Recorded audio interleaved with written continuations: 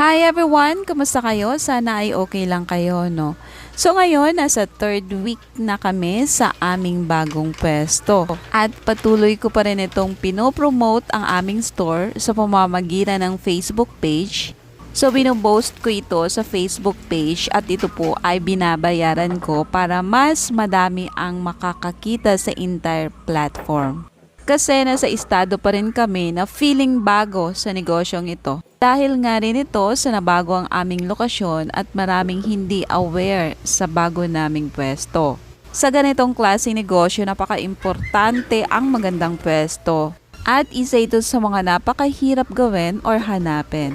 Sa pagkaroon namin ng bagong pwesto ay feeling bagong simula kami sa panibagong negosyo. Dahil panibagong pagod, hirap sa aming bagong sitwasyon. Pero no worries, once na dumaan ka sa proseso ng pagod at hirap, ay nasa tamang landas ka patungo sa inyong pinapangarap.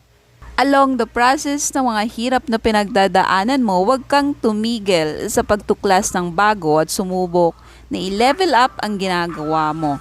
Sa ganitong klaseng negosyo, walang mali sa pagluluto. Part iyan ng pag-e-experiment natin. Madalas nag-aakala tayong mali sa ginagawa natin, yung pala ang papatok sa masa. Kaya patuloy ka lang kaibigan sa pag-e-eksperimento ng bago. Hindi lang sa larangan ng pagluluto, kundi sa larangan ng diskarte kung paano mo ihain ito sa iyong mga customer. Nakakatulong din na gawin nating inspirasyon ang mga nagvo-viral sa social media. Kaya lately, nabisita namin itong nagva-viral na overload pares ni Diwata. Gawin natin silang inspirasyon sa mga hirap na pinagdadaanan natin. Pwede tayong mag-observe sa mga ginagawa nila pero hindi natin pwedeng gayahin lahat ng mga ginagawa nila. Pwedeng kumuha lang tayo ng idea na sa tingin natin ay makakatulong sa pag-improve ng negosyo natin. Ito nga't nadatnan namin dito kung gaano kahaba ang pila sa overload pares ni Diwata. Unang naobserbahan namin ang napakagandang lokasyon ng kanyang pwesto, napakalawak ng lugar at napakaraming parking. Pumila na rin kami sa napakahabang pila dito. Napaka-entertaining din naman itong cashier dahil hindi lang ito nakaupo, kundi lumalapit ito sa mga customer para mag-entertain at sumingil ng bayad. Isa sa mga in-order namin ang kanilang nagva-viral na overload pares at ang bulalo. Ang halaga ng kanilang overload pares with unlimited rice with soft drink is 100 pesos. Ang bulalo naman ay 160 pesos. Dito ang first station kung saan i-claim natin ang order natin at ibibigay ang stub na galing sa cashier. Sa pagpunta namin dito araw ng linggo, ito pala ang kanilang overload pares. Puro lechon kawali ang naihain sa amin. Siguro naubusan na sila ng chichalak or whatever na inihahalo dito sa overload pares nila. At ito naman ang bulalo nila. Kamto ng baka ang gamit nila dito sa bulalo. Base sa cashier na binayaran namin, ang bulalo ay nagkakahalaga ng 160 pesos with under rice and soft drinks. Sa unang station na to, ibibigay sa iyo ang laman ng bulalo at ang laman ng overload pares. Next, punta tayo sa station ng sabaw. Dito sa station ng sabaw, iba ang kaldero ng para sa pares at iba rin ang kaldero ng para sa bulalo. So, pwede kayong bumalik-balik dito dahil unlimited din naman itong sabaw nila. Next station naman tayo dito sa station ng kanin. Dito tayo kukuha ng kanin. Once na maubos, pwede kayong bumalik. Dahil nga unlimited ito at ang gamit nilang bigas ay wag-wag. Katabi ng rice station na ito ang kanilang lutuan ng pares at kanin. Kaya makikita nyo malalaking kaldero habang kayo ay nakapila sa labas. Meron din pala sila ditong bagong Seek and Joy at ito ay quarter leg ng manok. Ito ay unlimited rice with drinks sa halagang 120 pesos. Ito naman ang kanilang bulalo. Usually nag-e-expect ako na ang bulalo ay beef chunk with bone marrow. Pero kakaiba ang bulalon nila dito dahil gawa ito sa kamto ng baka. Pagdating naman sa lasa ng sabaw, sakto lang din ang lasa, kagaya lang din ng usual na mga gawa nating kanto style.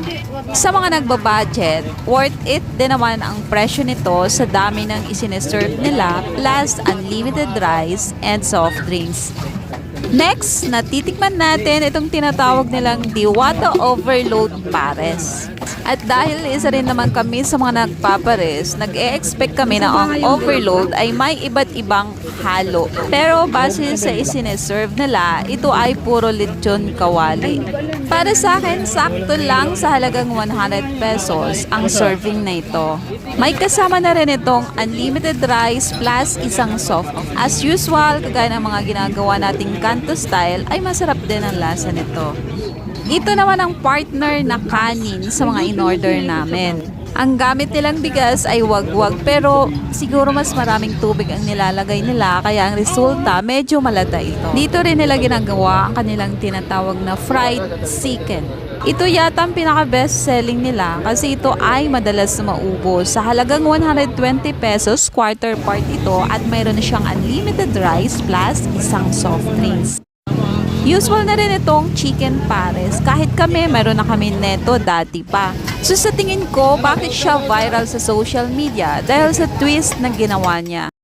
Ang mag-offer ng unlimited rice plus soft drinks.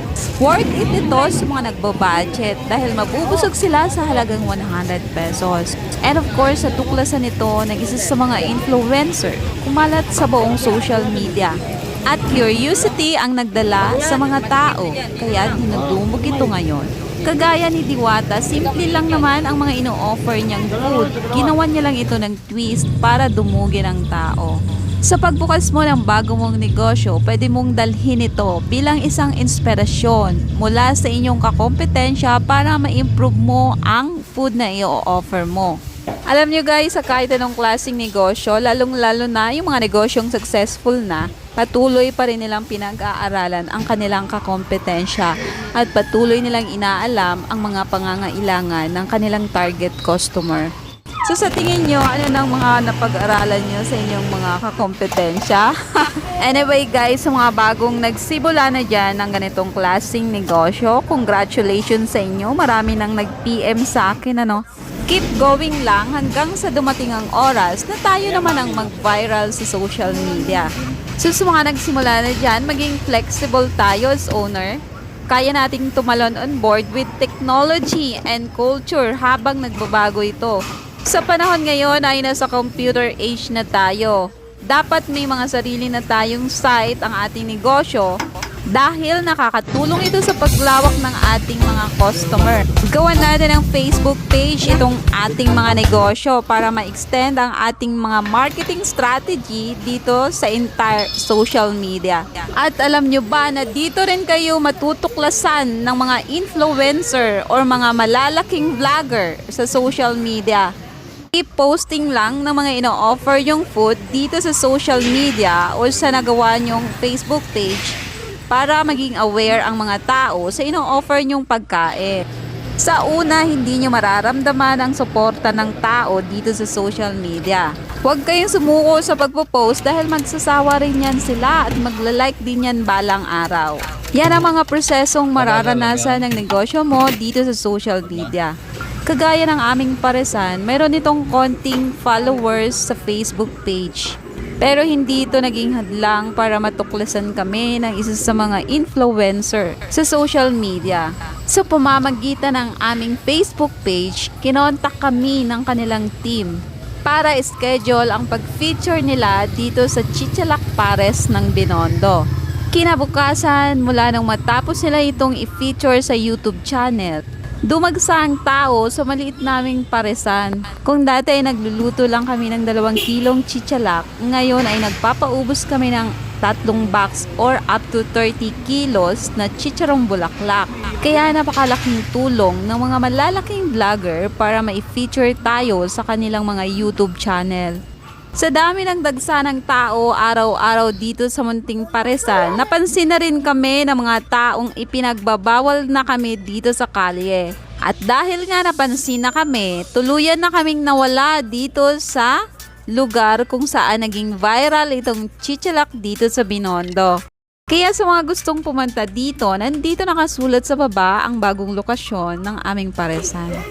So hanggang dito na lang, maraming salamat sa ating almost 15,000 subscriber dito sa ating YouTube channel. At kung mayroon kayong katanungan, comment down below para masagot natin sa mga susunod nating video.